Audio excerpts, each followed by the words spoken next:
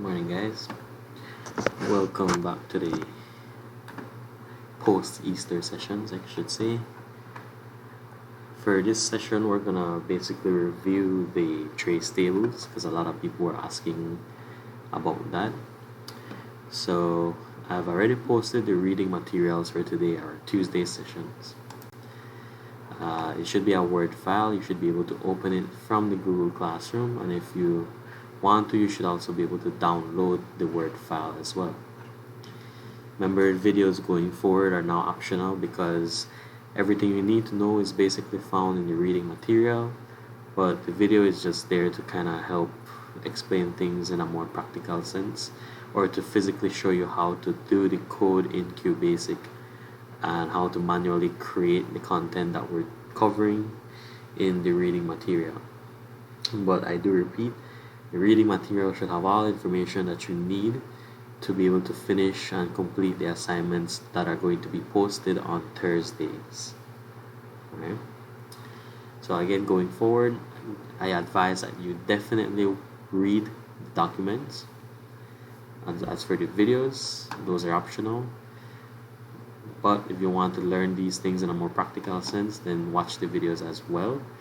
I would say the best thing to do is to watch the videos and also have the reading material open at the same time, just so you could follow along or try to jump to the sections in the reading material that I might be covering in the videos. So just to cover what a trace table is, trace basically means to find something, right? When you're tracing something in the context of maths or programming, is you're looking for something or you're reading along the lines of code to find some value or some answer that you want to find.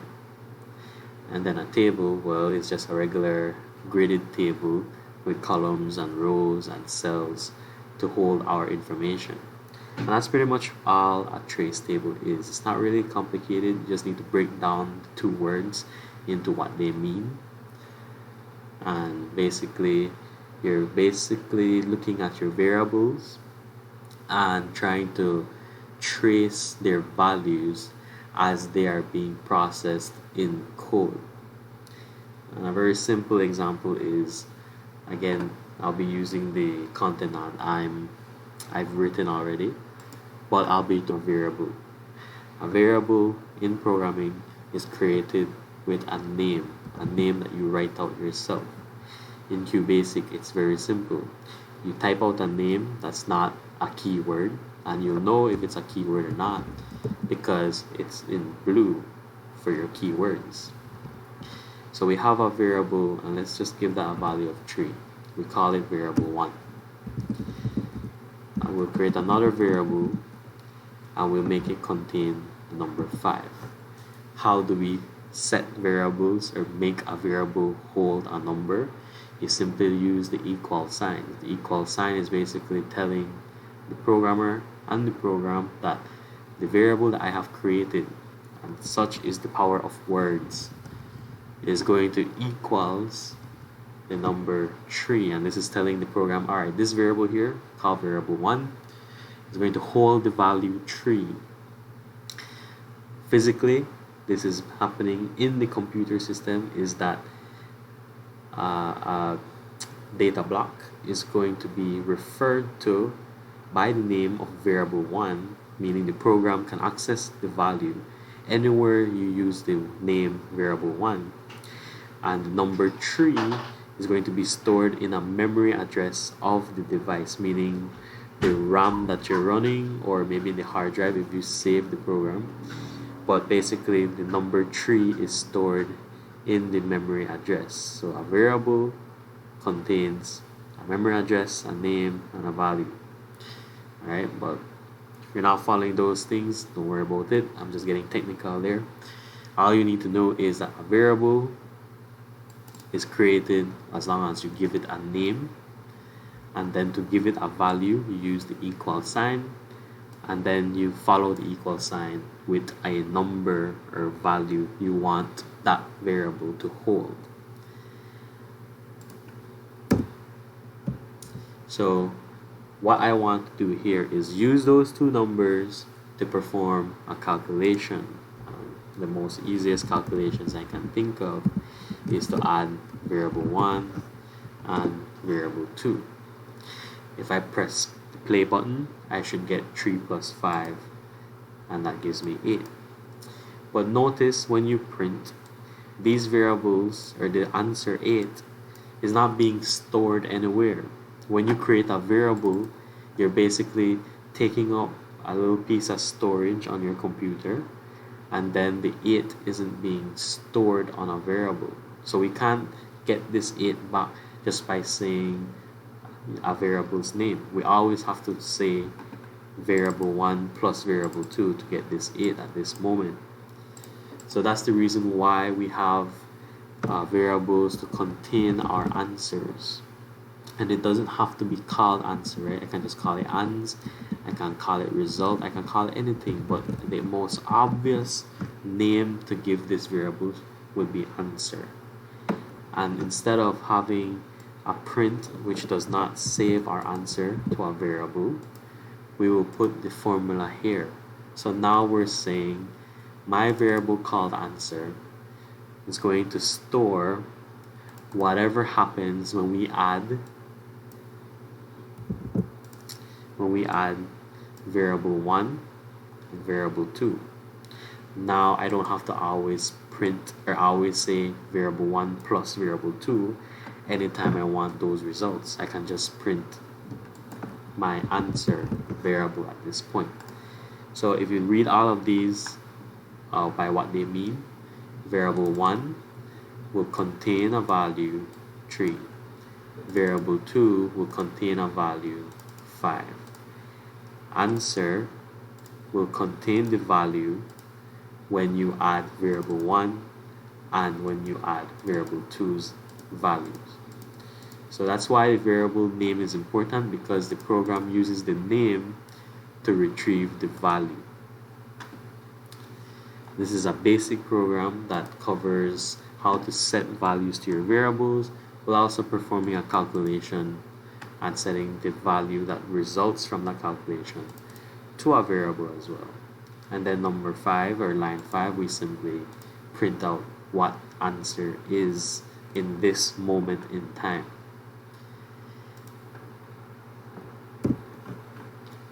So just going back to what a trace table is basically outlining what we've just done, but from a calculation standpoint. For example, all you're doing with the trace table is putting this into an order. It's keeping track of every variable at a given time and what we expect a variable to be. And we give the table headers to describe our variables, and usually it's just the name of the variable. So we had variable 1. We know that the variable is going to be called variable 1 because we have already written the code. We have variable 2 again because we have decided to call the second variable number variable 2, and then the last variable that we have in this code is called answer. So these are our 3 variables. And basically what we're doing in a trace table is tracking the changes in these values in different scenarios.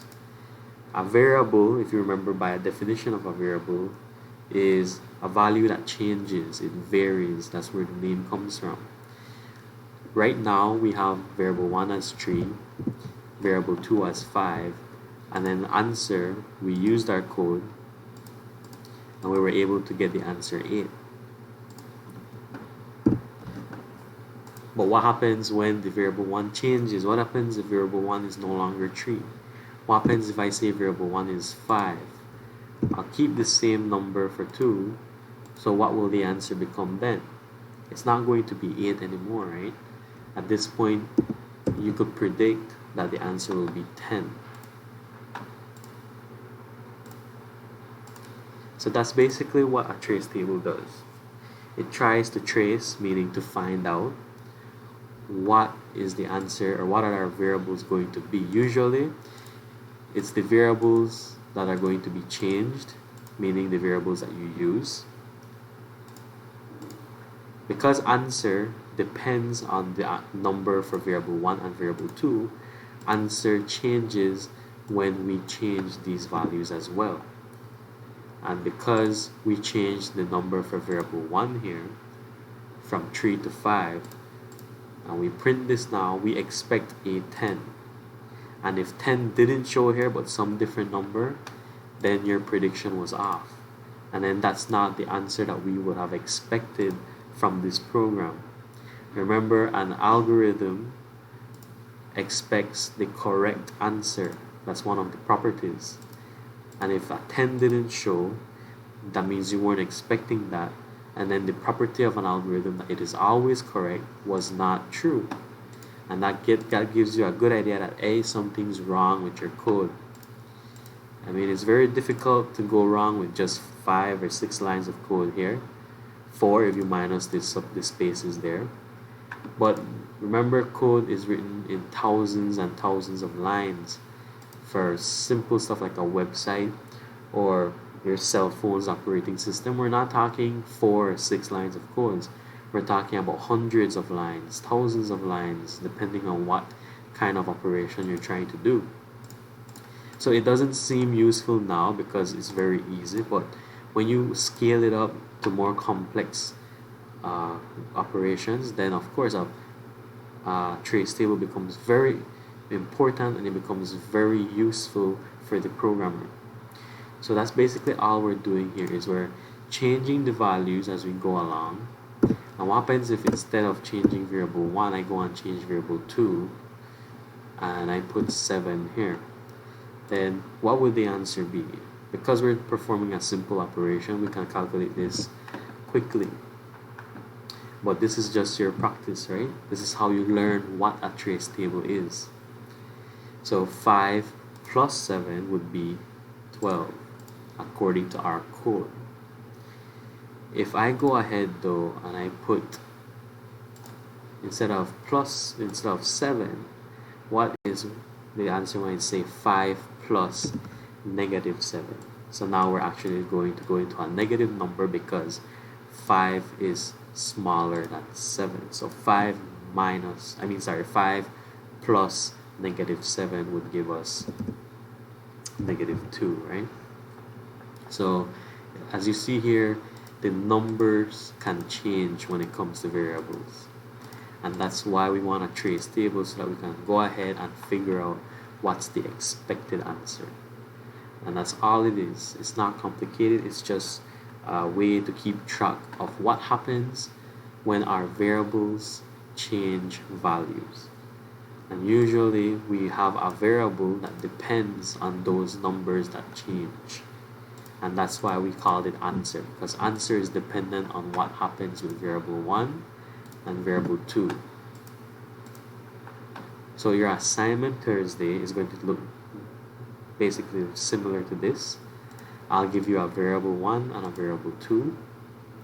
I'll put it in a table, and then I'll have a scenario where I ask you guys, what will answer be if variable 1 is equals to 20 instead?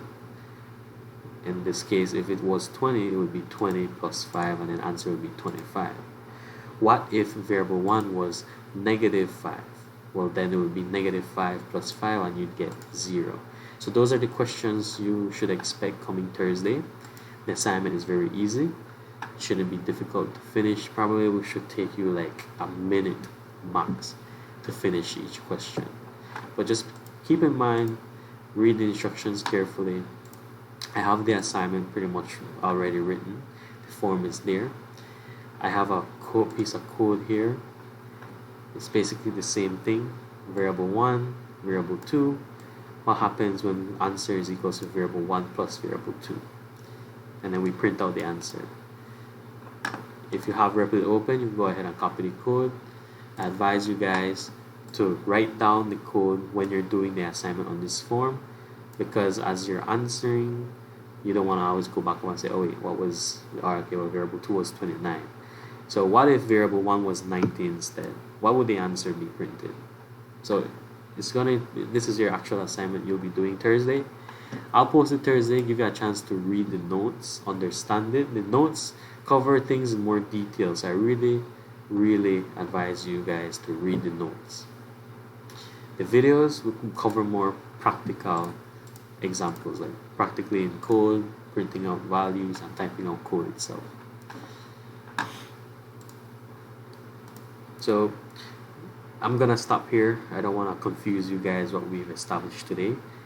I just want you to know that these operations are very simple. It gets much more complicated, but for the sake of this class and for the sake of learning, we'll stick to simple formulas and so forth.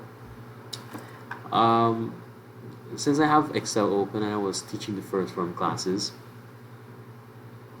this in code is basically exactly what happens when you're working with an Excel sheet. So I'm not using QBasic anymore. I'm using code. And you guys remember covering Excel from first form, second form. And basically this is the exact thing that's happening behind the scenes in Excel.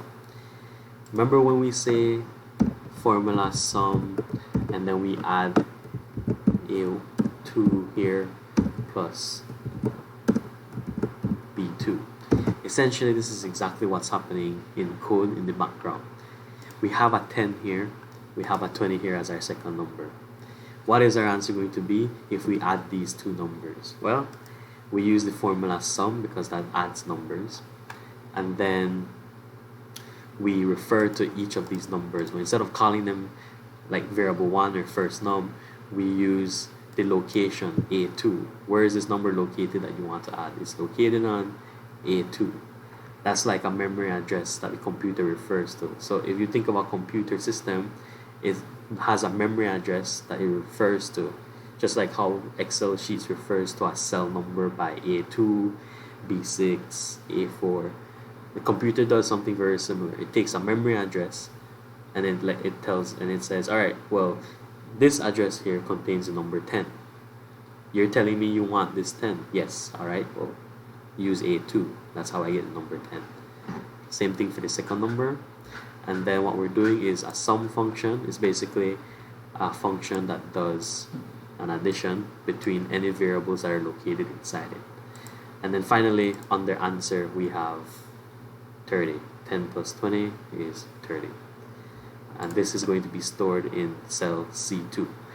And if we have more numbers, then we get more answers, more numbers, more answers. So even though it's a very simple program we did today, you see it being used in more advanced programs. So don't belittle the simplicity of programs, and don't belittle these simple programs that we use to learn. Alright, so just an example there, Excel, a lot of accounting programs will use this. Any calculation program uses this principle, right? We expected this to be 30, and that's what our trace table does. What is answer going to be? That's basically all we're doing. What is the answer going to be? I just choose a variable that depends on others, and then I start changing the scenarios, right? So I'll stop here again. I wanted to show the example. I decided to show it just because I had sheets open.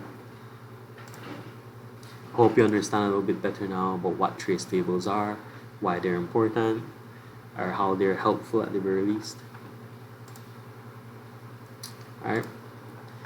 Alright, so next week we'll elaborate a little bit more on the trace tables, but I just want you to focus on this today. Alright, next week I'm gonna get more technical with trace tables and what kinds of changes or scenarios that can happen. Right?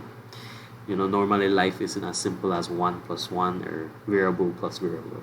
So we're gonna add more advanced formulas just to exercise the principle of how or why we use trace tables.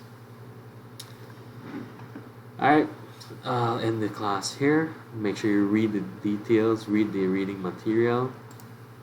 It goes into much better details. Videos are more practical uses. Alright guys, have a good day. Make sure you do the assignment on Thursday. I have it ready. I just haven't posted it yet.